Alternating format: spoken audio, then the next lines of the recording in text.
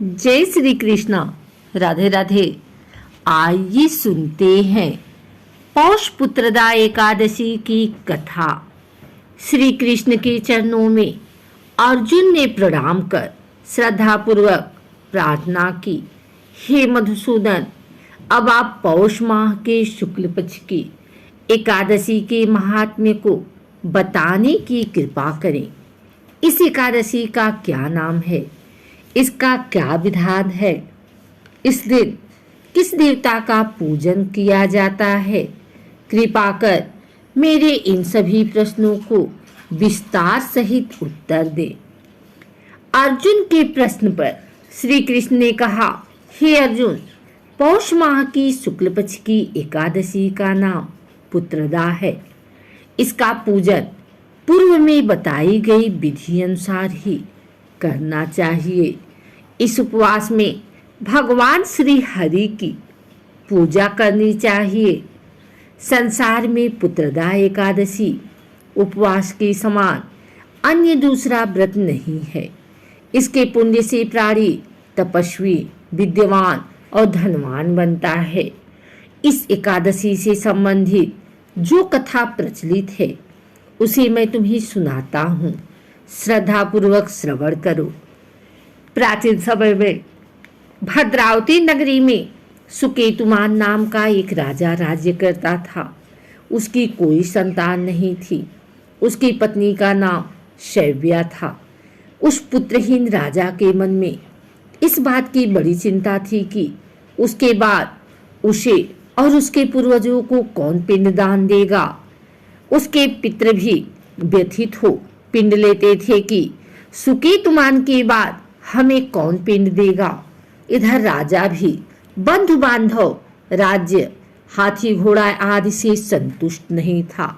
उसका एकमात्र कारण पुत्रहीन होना था।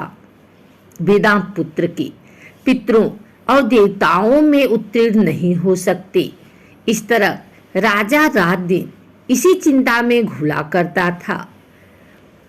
इस चिंता के कारण एक दिन वह इतना दुखी हो गया कि उसके मन में अपने शरीर को त्याग देने की इच्छा उत्पन्न हो गई। किंतु वह सोचने लगा कि स्वयं को घात पहुंचाना तो महापाप है। अतः उसने इस विचार को मन से निकाल दिया। एक दिन इन्हीं विचारों में डूबा हुआ वह घोड़े पर सवार होकर वन को चल दिया। घोड़े पर सवार राजा वन, पक्षियों और वृक्षों को देखने लगा। उसने मन में देखा कि मृग, बाघ, सिंह, बंदर आदि विचरण कर रहे हैं। हाथी शिशुओं और हथिनियों के बीच में विचर रहा है। उस वन में राजा ने देखा कि कहीं तो सियार कर्कश शब्द निकाल रहे हैं और कहीं मोर अपने परिवार के साथ नाच रहे हैं। वन के दृश्यों को देखकर राजा और ज्यादा दुखी हो गया कि उसकी पुत्र क्यों नहीं है। इसी सोच विचार में दोपहर हो गई। वह सोचने लगा कि मैंने अनेक यज्ञ किए हैं और ब्राह्मणों को स्वादिष्ट भोजन कराया है, किंतु फिर भी मुझे यह दुख क्यों मिल रहा है। आखिर इसका कारण क्या है। अपनी व्यथा किससे कहूँ। कौन मेरी व्यथा का समाधान कर सकता है। अपने विचारों में खोए राजा को प्यास लगी। वह पानी की तलाश में आगे बढ़ा।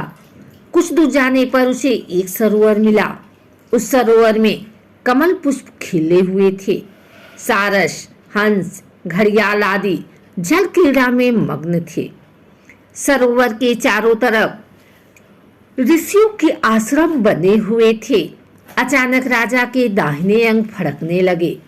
इसे शुभ शगुन समझकर राजा मन में प्रसन्न होता हुआ घोड़े से नीचे उतरा और सरोवर के किनारे बैठे हुए ऋषियों को प्रणाम करके उनके सामने बैठ गया। ऋषिवर बोले, हे राजन, हम तुमसे अति प्रसन्न हैं। तुम्हारी जो इच्छा है हमसे कहो। राजा ने प्रश्न किया, हे विप्रो, आप कौन हैं और किस लिए यहाँ रह रहे हैं। ऋषि बोले, राजन, आज पुत्र की इच्छा करने वाले को श्रेष्ठ पुत्रदान प्रदान करने वाली पुत्रदा एकादशी है। आज से 5 दिन बाद माघ स्नान है और हम सब इस सरोवर में स्नान करने आए हैं। ऋषियों की बात सुन राजा ने कहा, हे मुनियों, मेरा भी कोई पुत्र नहीं है। यदि आप मुझ पर प्रसन्न हैं तो कृपा कर मुझे एक पुत्र का वरदान दीजिए। ऋषि बोले, हे राजन, आज पुत्रदा एकादशी है, आप इसका उपवास करें। भगवान श्रीहरि की अनुकंपा से आपके घर अवश्य ही पुत्र होगा। राजा ने मुनि के वचनों के अनुसार उस दिन उपवास किया और द्वादशी को व्रत का पारण किया और ऋषियों को प्रणाम करके वापस अपनी नगरी आ गया। भगवान श्री हरि की कृपा से कुछ ही दिनों बाद ही रानी ने गर्भ धारण किया और 9 माह के पश्चात उसके एक तेजस्वी पुत्र उत्पन्न हुआ। यह राजकुमार बड़ा होने पर अत्यंत वीर, धनवान, यशस्वी और प्रजा पालक बना। श्री कृष्ण ने कहा, हे पांडुनंदन, पुत्र की प्राप्ति के लिए पुत्रदा एकादशी का उपवास करना चाहिए।